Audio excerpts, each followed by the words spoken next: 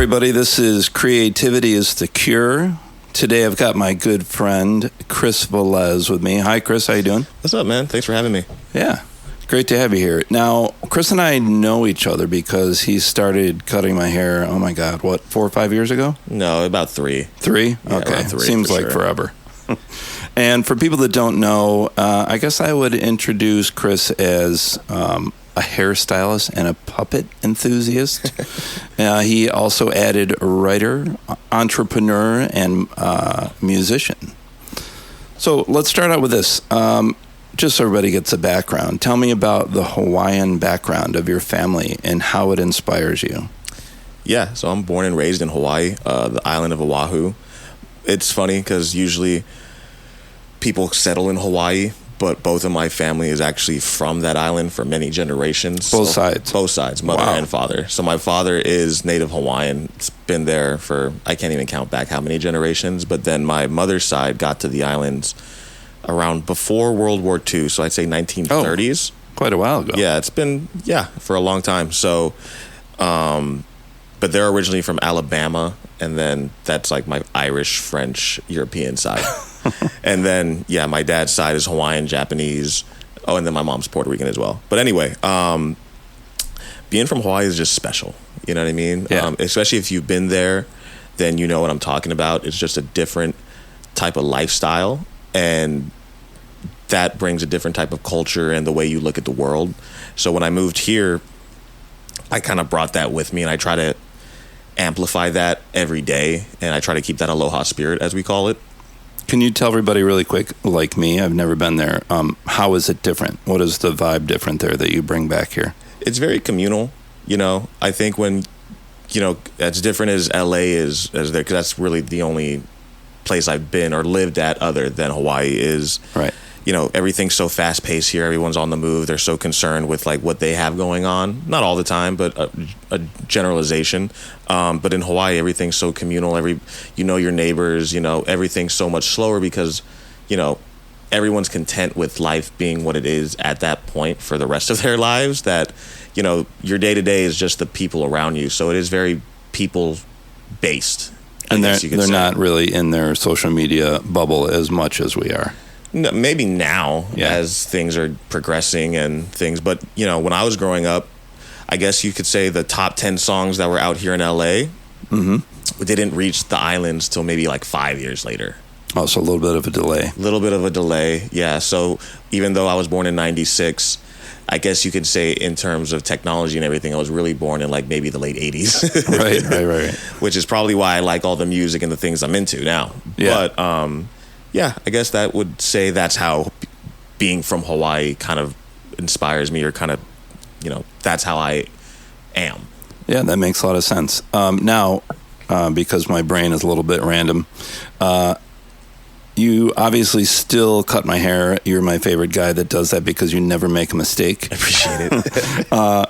But since this podcast is about creativity, it's not only about, artists and musicians and stuff like that, but how do we use creativity in our life? So when you cut someone's hair, how do you use creativity? I mean, I know I've gone in there and told you exactly what I want before, but sometimes I'm just like, make me look better. So with that in mind, how do you use creativity when you cut someone's hair? Yeah, definitely. I mean, I've been doing this for going on 9 years. So when you're first starting out, it is definitely more on a technical kind of side. You're trying to learn how to give the best product possible. But then after a while, it kind of just does become second nature, and then you find your own way on how to do it, because, you can do the haircut I give on you maybe 1,000 different ways and get the same outcome. Right. So to me, it's really, I look at it as sculpting. I look at it as shapes. I look at it as shades and colors, and I don't really look at it as numbers or steps anymore. So that's kind of how haircutting is to me, and that's what, besides the relationships and the people and everything, that's what kind of keeps me driven with it. Is like, I love sculpting. I love making somebody look as best as possible by just my eye, just seeing what looks best to me, and then hopefully they trust in my artistic vision. And is there any improvisation included when you cut someone's hair? I mean, do they often ask for something and you're like, okay, but I might also need to do this? I think every haircut is improvisation, honestly. Like I said, there are those steps that you can take to kind of get a basic haircut, but nobody has the same head shape, or everybody's different. So you really have to take it every person at a time. And yeah, I usually use, some kind of foundation that I do for every haircut, but depending on the person, I will have to do something different every single time. Maybe even I've done your hair for 3 years. I've probably done something different for your haircut every single time. Right. And it might have been a small minor change, but it's still what I think looks best on you, and it's turned out great so far. Right. And going back to your family, I assume you got some of this hairstyling talent from your mom, because she also cuts hair, right? Yeah. Do you think it's a genetic connection, or did she just teach you how to do it, or did you grow up watching her do it? No, I think I really kind of came into this on my own, because a lot of my family does do hair. They do it for the motion picture industry. Right. And I used to do that a little bit on the side as well. But I was kind of forced into doing hair because I was so invested in doing music when I was younger. Right. And I was really kind of pushing doing hair to the side, or just trying not to do it completely. So when I was in school, I was always slacking off. I was always joking around. I wasn't really staying focused like I probably should have been. So it took a few years to really kind of come into my own with why I like doing hair. And it really wasn't the hair side of it. It was how great making connections and building relationships with people are. Right. And then the love for doing hair came after. Oh, okay. Nice. Okay, so let's get into the real heart of what this podcast is about. Have you ever used creativity to solve challenges in your life? So, not to do any kind of art or music. Have you ever been in a situation that seemed impossible or very challenging, and you had to use creativity to figure out how to resolve it? That's a good question. I kind of wish I might have read these over a little bit before. That's okay. We can come back. Why don't we talk a little bit, and then we'll come back to that one. Okay. Who's the most creative musical artist that you enjoy listening to, and why? That's a loaded question, because I feel like there's so many. And, I think some people out there, they might have that, but it really depends on my mood. Right. Because I don't just listen to one type of music. I listen to so many different types of genres, and it really depends on how I'm feeling.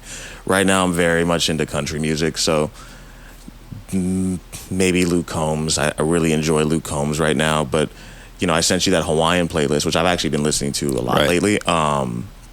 Israel is, if you know, he's a very big artist. I've been listening to him a lot lately because I've been feeling homesick.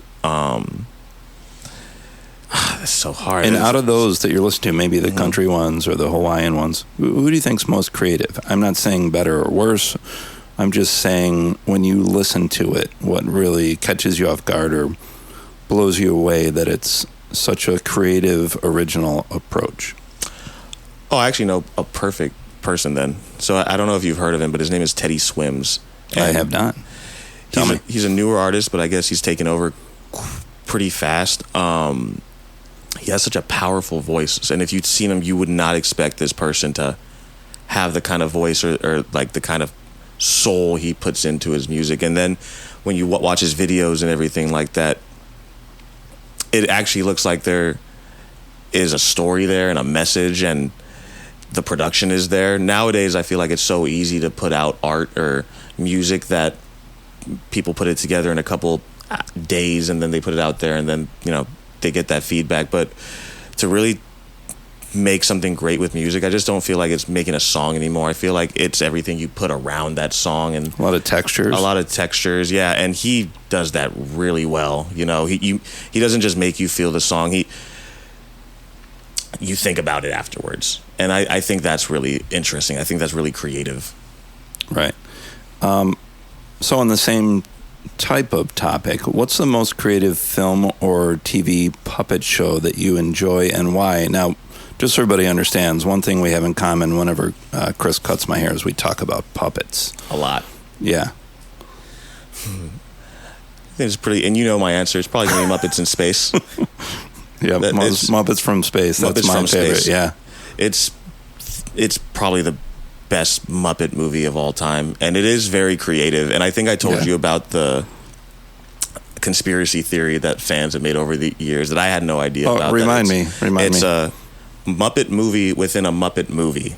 So the whole backstory of Gonzo being an alien and everything like that, it's all just for show. And I legitimately thought for years that it was canon. But I think that one's like a real... What was it? It was what was the question again? It was how creative. What's my favorite creative? What's the most creative film or TV puppet show that you enjoy and why? So you answered that with film. I think that's a good one. Yeah, 100%. And also, I don't know why, but a lot of people put that movie down. But I think it's amazing. You can't find it on Disney Plus yet because I think it's still owned by Sony. But if you like Muppets, I suggest that you check that one out because everything is perfect. Puppet performance, the script. Original idea. I think it starts with Gonzo wants to get on Noah's Ark, but there's only one of him, so Noah won't let him. All right, and then they take it from there. and is that maybe the first film appearance of Pepe? I mean, I know he was in Muppets Tonight, but it might have been the first film. Yeah, he's great. All right, I think we went into this a little bit, but are your parents creative? Do you think their creative identity was passed on to you at all genetically? I mean, we touched on this a little bit, but do you, now that you're older, look at them and go, oh, that's where I got that from? Yeah, so as you know, my dad has passed. He's been probably gone for about 8 years now. Right. But I did get a brief moment where I got to, spend time with him, get to know him, and then kind of get a grasp of who he was while I had him around. Right. And he was very creative in his own way. He also loved music. He put me on to so many different types of artists and songs throughout the years. And we also share a passion for clothes and fashion. He always loved showing me shoes and hats, and I also love shoes and hats. And he was also a big people person. So I think in the way he was creative is he was able to create relationships really well. Right. And people loved him, and they loved having him around. And that's the kind of energy I kind of try to recreate. And then with my mom... Same. She's really good at creating relationships and everything like that, but she's also a hairstylist, so she's also really creative in her work and what she does for the film industry. So yeah, they both are creative in their own special ways, and I definitely try to take what I think is the best of both of them and try to bring that into my own way. Right. Now, another more serious topic. I think we talked about this a little bit. Do you think creativity needs to be implemented in supporting people with mental health struggles like depression, anxiety? Any specific insight? Have you ever known somebody or struggled with it yourself with something that's difficult? And, how could creativity be utilized to help them outside the normal approach? So the question is, how can creativity help with people with mental illness? Yeah, I mean, what do you think about it? And I'm not saying somebody's 100%, but everybody struggles from time to time with anxiety or depression. So I think everybody needs, sorry to cut you off, I think everybody needs a creative outlet. Yes. And whatever that is. And that could be literally anything. That's a great answer. And how would that help them? I think it's in the same way that if you maybe, implemented other healthy lifestyles into your day-to-day routine, that would, and I guess what I'm trying to say is it would help you in every way. It would help you in the way you feel. It would help you in the way you handle your day-to-day, how you handle people, how you think, how you view the world. I'm a big advocate on doing things that are healthy for you. And I think that having a healthy creative outlet is one of those things, on top of also having a good diet and also, having some type of exercise. Like all of these type of things help when it comes to, because I'm really big on mental health. I think everybody struggles with anxiety and depression at some point in their life, depending on the severity. It's a spectrum. So, but being creative and having some type of outlet can minimize that, and it can help tremendously, in my opinion. I think that's great because they say, I can't remember who said this, but, being an artist allows you to color outside of the lines, right? And I know a lot of actors and musicians and artists who I don't think if they had the outlet to be creative, to do what they do, that they would be able to cope with life as well as they do. And I'm often, I admire actors because they can be pretty level-headed, because when they do a performance, they can just let it all out, right, safely, because it's just a performance. I think it's really impressive that certain people that are very creative can hone in on it, and they can control it in the way they do, whether you be an actor or a musician or any type of work in the entertainment industry where you're the center of it. But I also think it's important that we realize that we don't have to make our creative outlet our end all be all goal in our career and everything as well. Right. You know what I mean?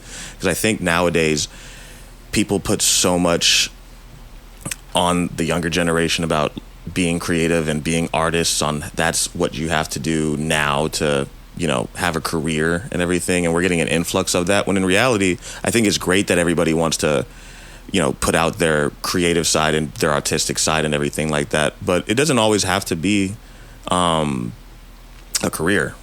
I think that we just need to focus on.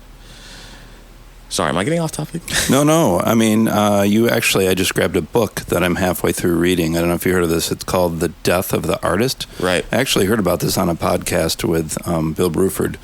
And I think in what you said, by the way, the book is by William, I'm not going to even attempt to pronounce this guy's last name, Deresiewiczz. So anyway, it sounds like what you're saying is a lot of young artists today are thinking of two things: financial success and fame, right? Right, yeah. The interesting thing is, if you're a musician, you know, like me, the profits have dwindled. A lot. I think the only type of medium with music that's actually going to make you money these days is vinyl, where there's a little bit of a profit margin, and live performance. And so I think, along with what you said, artists are getting back to just doing art for the sake of art, which should be the number one reason. Yeah. I agree. And this book is great because it starts out, you know, it's called The Death of the Artist, because everybody's like, oh, the music industry's over, you know, photography's over, all this stuff. But it's not over. You can still be successful, but you have to do it in a different way now. Things just aren't the same as they used to be. Right? Like a band like Gorillaz. It's one of my favorite bands of all time, by the way. Oh, man, they're so great, and they're so creative.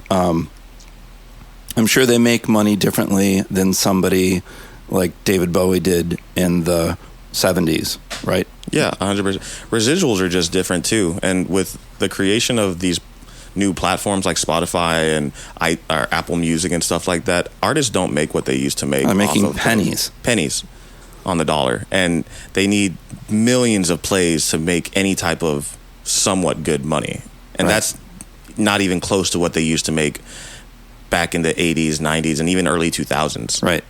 So I guess what I'm saying is, it's just, I'm not trying to discourage anybody on ever trying to pursue their dream, whatever that may be. Right. But I also want to just make people aware, don't let society dictate what you should do with your art. You know, you should really just do it because you love doing it. I remember that I've talked to you about, I've done music for many years. At one point I played 4 instruments. I love songwriting, all that type of stuff. And I was doing that around the time I was also starting to get into doing hair. And I was realizing I wasn't putting so much time into hair because I was so worried about trying to make music work as my career, rather than me actually just doing it because I fell in love with it when I was very young. Yeah. And then it kind of turned me off from doing music for a very long time, because then it just seemed like everyone that was doing music around me was just doing it because they were trying to get rich and famous. Right. So, but now I'm kind of getting back around. I'm seeing artists that are actually doing it for the love of music and just doing it because they love to do it. And it shows, because their music is amazing. So I am hopeful that, you know, music isn't dead. None of this type of stuff is, you know, the culture that is influencing the younger generation right now isn't here to stay forever. I think that things will get better. It's just kind of, things go up and down. Yeah, I think there's phases, and a couple things I'd like to add. People don't know out there, I'm a middle school music teacher, and I work with young kids all the time, and it's actually very hopeful because they are all into music that is played live. Now, that being said, I love electronic music, but there's something hopeful about seeing kids that are like, I don't know, 4 to 12 wanting to play live and asking me about bands like Nirvana or Black Sabbath and wanting to learn to play it. So I think you have one of the coolest jobs in the world, by the way. I see all the kids you post and all the things you guys do. And it is really cool because usually I feel like kids nowadays that they're so on with the tablets and everything like that they wouldn't have the capacity to be in front of a crowd and do stuff. But the kids that you teach do, and it's really cool to see. Yeah, and I mean, in their eyes, at this point, when you're that young, you're not thinking about making music. You're doing it for the love of it. So hopefully they'll stay with that. Phases that change, like we're talking about, everybody worries about AI, but I think it's inevitable, and we've got to learn to live with it. And, one of my favorite artists, Peter Gabriel, I just saw him play at the Forum in LA, and I admired the fact that he was using AI live to interact with a crowd. And that brings me back to something else another friend said. There's this great drummer that I admire named Omar Hakim. If you don't know who he is, he played with Weather Report, Miles Davis. He was on the live Kate Bush album. But anyway, he told me when I brought him in for a clinic once that, kind of like AI, back in the 80s, the drum machine was invented, right? And it started to put a lot of drummers out of work. And everybody's like, this is the end. Nobody cares about live music. But he did a really smart thing. He went out and bought a drum machine. He learned how to program it. And from then on, he got double the amount of work. You could call up Omar and say, hey, can you program my drumming? Why are you so good at this? Oh, well, I'm actually a real drummer too. And so that's part of the reason why we started to see people in the 80s, like Phil Collins, In the Air Tonight. Part of the track was drum machine, part of it was live drums. So I think we need to embrace these new technological changes because it's just going to bring more creativity, right? That's actually a really cool and refreshing perspective. I never actually thought about it like that because I'm super against AI. Right. But that's actually really cool. Would you agree, whether you feel good about it or you don't, it's inevitable. So we better figure out, we're not going to stop it. No, not at all. It's just going to be part of life. And you're right, we live here in Hollywood and it's devastating how it's affected our friends right now that are actors. I think work has slowed down, and although the strike's over, it's affecting everybody. Oh yeah, I still know a lot of people that aren't in work. So yeah, it's very discouraging. Here's another question: what form do you think or hope your creativity will take in the future? Any related hopes and dreams? Can you repeat that one more time? Let me back up. You told me you'd like to be listed as a writer, entrepreneur, and musician. So keeping those things in mind with your hopes and dreams, you've told me a little bit about what you want to do before. What form do you think the creativity we're talking about, the kind that resolves or brings us ideas, what will that take in the future regarding you being a writer, entrepreneur, and musician? Well, I guess I could say that, as I'm getting older, a lot of the things that I love to do creatively are becoming more just like passion projects to kind of keep me afloat while I'm figuring out what it is that I would like to do for the rest of my life. But I think right now, what I'd like to do is help people. Right. And what I mean by that is I'm from Hawaii. A lot of Hawaiians are moving out of the state because it's, they're being priced out and they can't afford there's not enough work. So I'd like to do something along the lines of trying to make an organization of some sorts to create jobs and bring people back. That's great. That's exactly what I'm looking for, being creative to help people. Nice. Yeah, I mean, that's kind of what I've been thinking about for the past couple of years. I mean, I know you need capital to do that. I know you need to start somewhere. And right now what I'm just doing is I'm cutting hair in Burbank and I'm making connections and I'm trying to save and just kind of get ahead while I'm still ending my 20s, and entering my 30s, which I still think is pretty young. But that's really what I want to do. I just want to help people. I've been doing barbering for 9 years, and the one thing I've noticed is no matter how much money I make, no matter what I buy to make me happy in that one moment, the best thing that I get from doing what I do is helping people. So I've just figured, what can I do to expand that, and where are the things that I really care most about? And it is Hawaii, where I'm from, and then just making sure that I can keep that community what it was when I was growing up. Right. Yeah, I think that's the crux of what I'm really looking for. I think I started out being an artist and a musician, and when I went through a lot of struggles, I realized I used my creativity to resolve and get myself out of those challenges. Really quick, before we move on to the last few questions, I know you pretty well, but I didn't know that you were a writer, and I don't really have any specifics about you being a musician. So could you tell me really quick, what kind of stuff do you like to write? And musician-wise, what instruments do you play?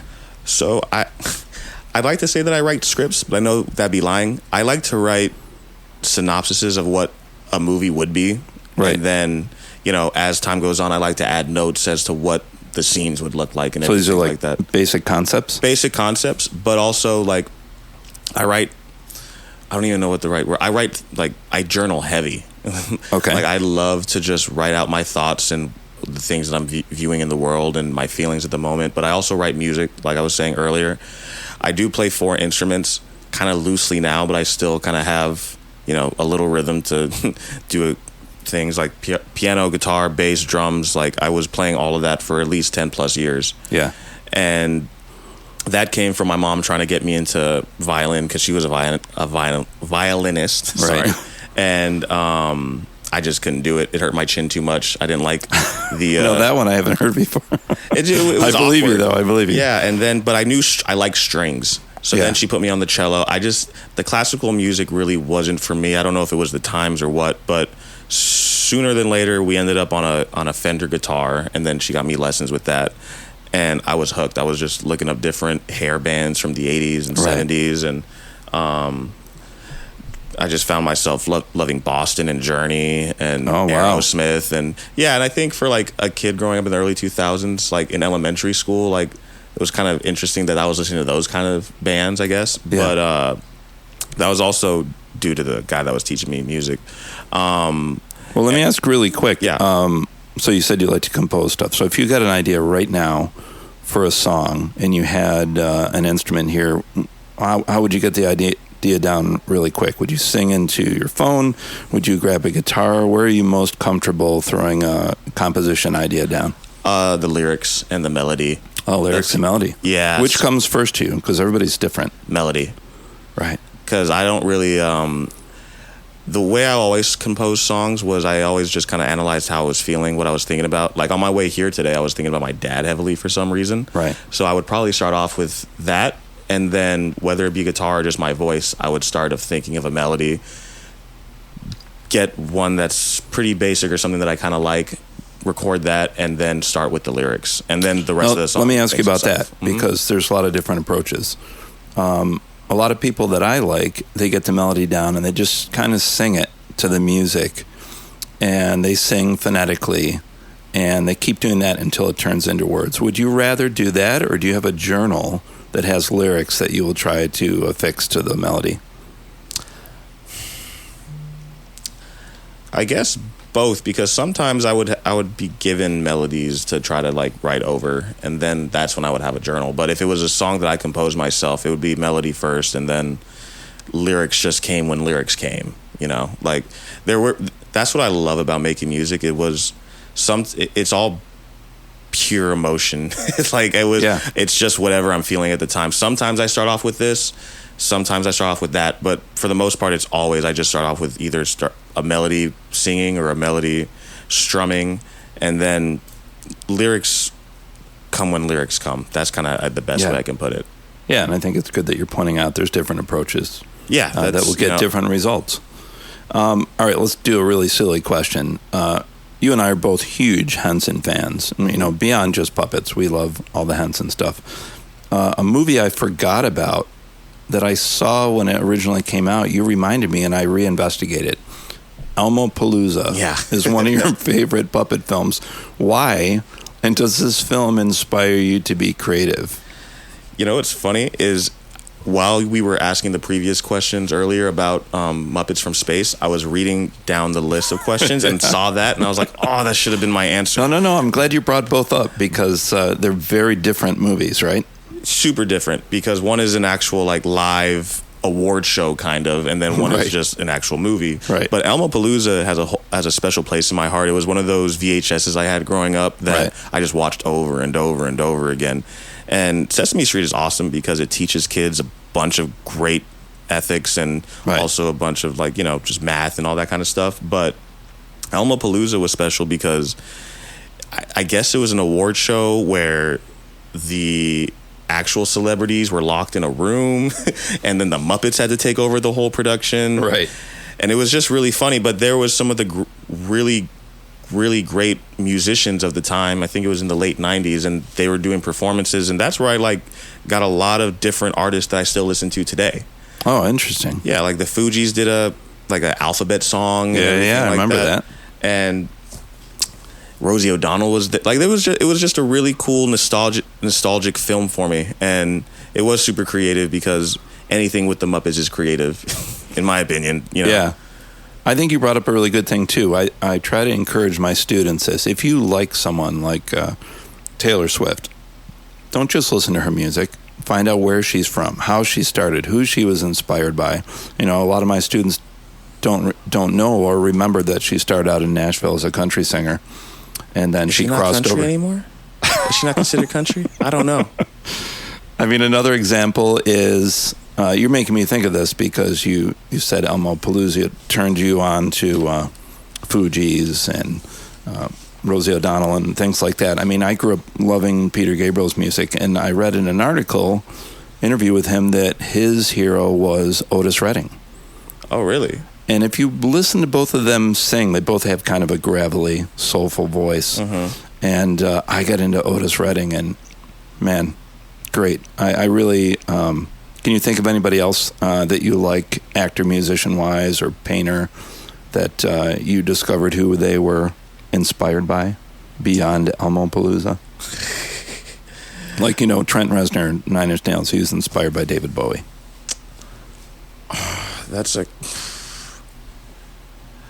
I know somebody, but it's just not coming to my head right now, honestly. That's the problem, is there's so many different... I mean, do you go down the rabbit hole like I do? Yeah. When I discover something, I get a little overboard. I get the biography. I listen to all the music. Yeah, exactly. And that's the thing, is everybody's inspired by somebody, so you can really kind of just pick anybody and be like, well, they're inspired by this person, that person. So, I mean, there's this... Okay, I'll go a little new school right now because I want to turn people on to newer artists as well. Yeah, definitely. There's a newer artist. He actually won American Idol last year. His name is Ian Tungi. He is a Samoan American singer-songwriter. I think he's maybe 21, 22 years old. Beautiful voice, beautiful story. I connect with him heavy. He lost his father very recently. I lost my father quite some time ago. But, when you're a son losing your father, you resonate with that. Right. That's an important thing about being creative. I think the connection before you create, right? Oh, 100%. You connect with some kind of artist, and that inspires you. That's the best part about being a fan of an artist, is the stuff you actually connect with them on. You can like an artist for, making a trendy song and you like the way it sounds. Yeah. But getting that connection, I can list so many people I just have so many artists I have connections with just because. Give us 2 or 3. I'll say Mac Miller. Okay. I'll say Ian Tungi, and I'll say... I wanted to say Prince, but I know I'm not that eccentric. I just really love Prince. Well, you know what? Hang on with Prince, though. I think where you were kind of going with your answer is most artists I like, it doesn't matter if it's, Tyler, the Creator, or Frank Sinatra, or whatever. A lot of them start out being eccentric and doing really weird stuff that just fascinates them.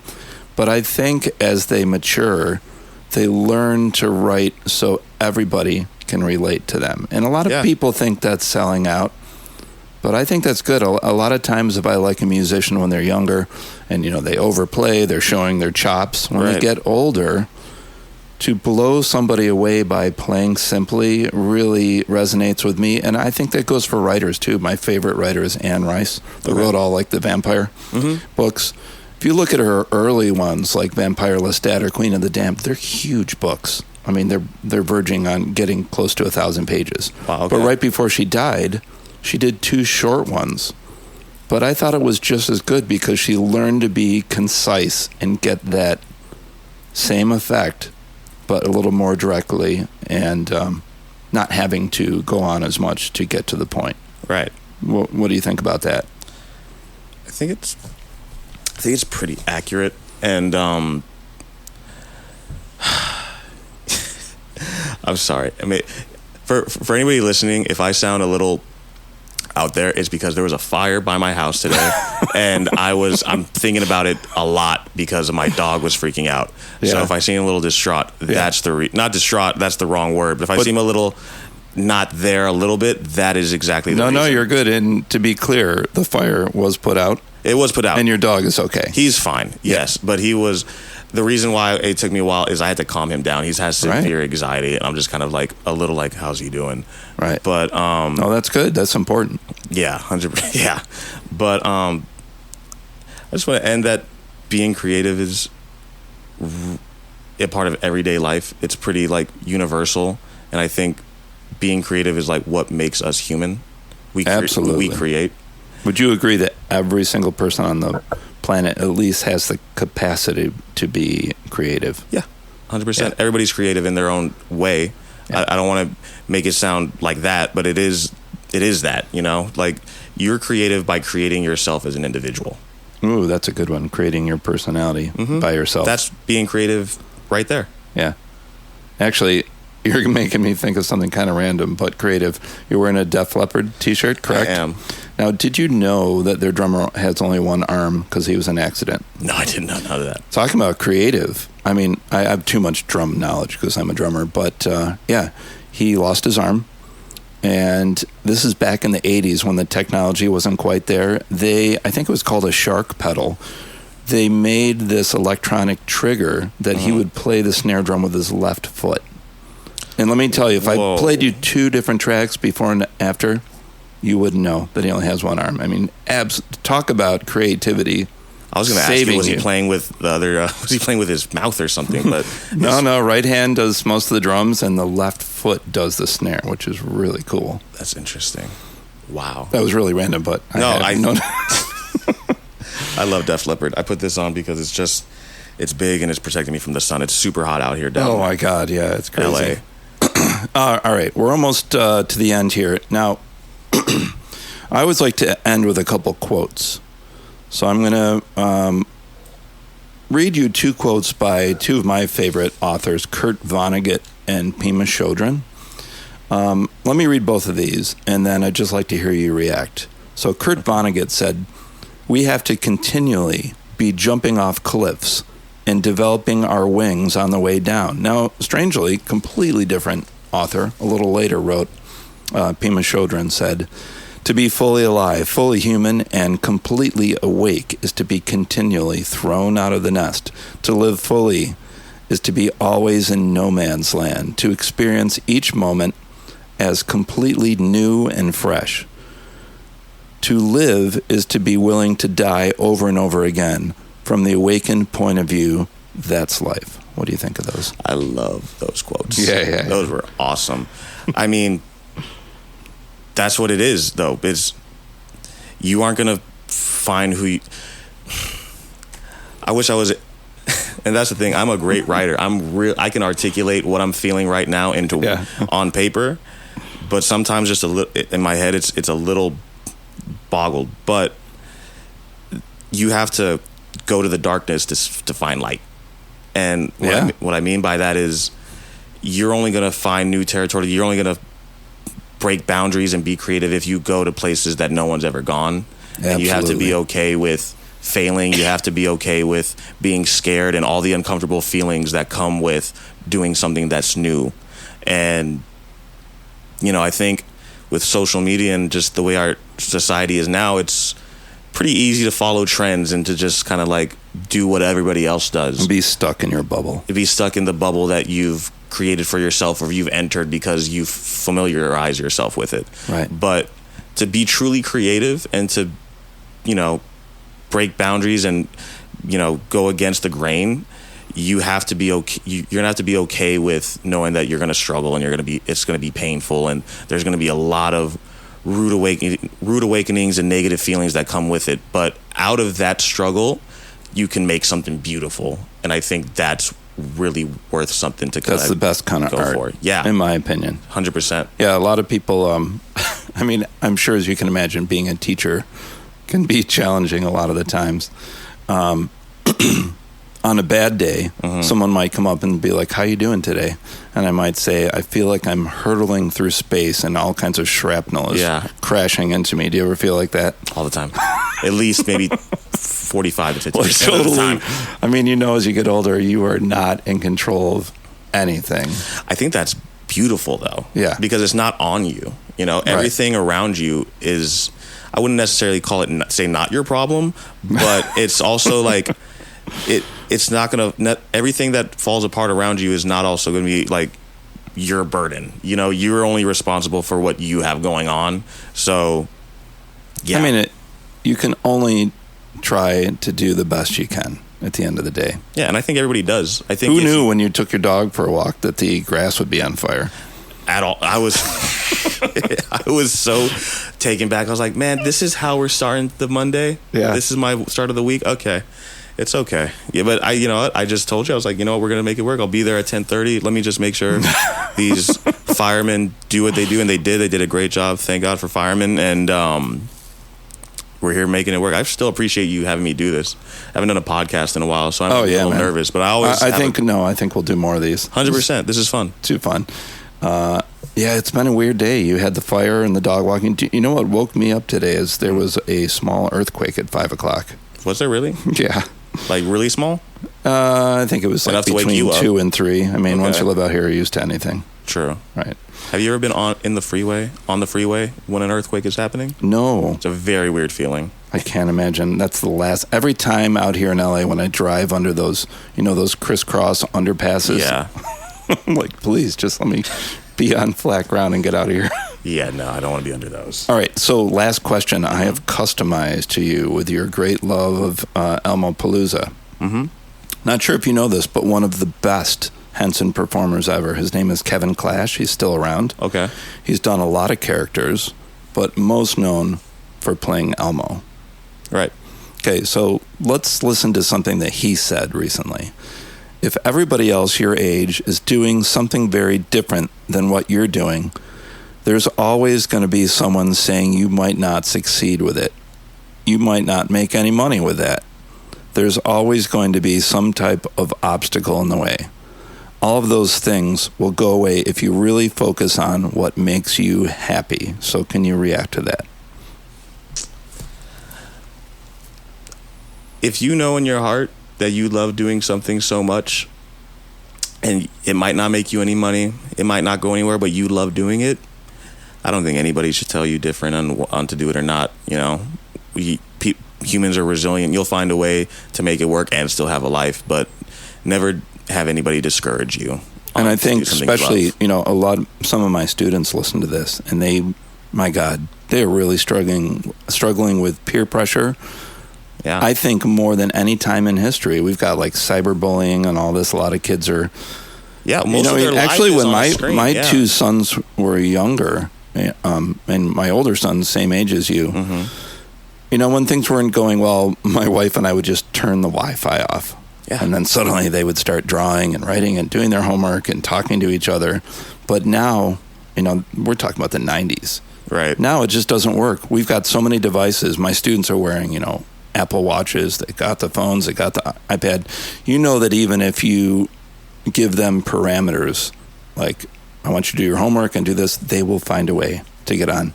Oh, yeah. They'll go to someone else's house. They will, I saw a first grader with a Squid Games T-shirt on. Nothing wrong with that show, but in my opinion, someone in first grade probably shouldn't see that. Yeah, I agree. There's no blinders anymore. And it's a tough time with peer pressure, but I think we have more people like you inspiring them. Don't worry about people say. Be yourself. Don't. Even when I was in high school, I remember I think maybe a little purposefully trying to be different than everybody else, but I still made it a point to not care what people thought about what I've That's great. How old were you when you realized that? That's pretty young. 15. Wow. Because I wanted to do mute, but that was my identity. Is I wanted to be a musician. I wanted to be, and I was looking at people from the 80s and 90s and how eccentric they were, and I was like, I want to be that, and I want to stand out from a crowd, and I don't want to care what people think or may think about that, because it's going to be 100% what I want to do. And as long as I'm not being disrespectful to anybody or trying to like imitate somebody else, as long as I know it's 100% organically me, I will not care or, you know, try to please anybody with that. It's just, and I got a lot of hate I had a lot of people in high school that did not care for the way I was, you know, being. And can you tell us a little bit about what that was like? It was definitely hard because people wanted to, you know, make fun of me. They wanted to fight, all because I just wanted to not be like them. All because I wanted to be outspoken and make sure that, and when I say outspoken, I don't mean that I wanted to be defiant.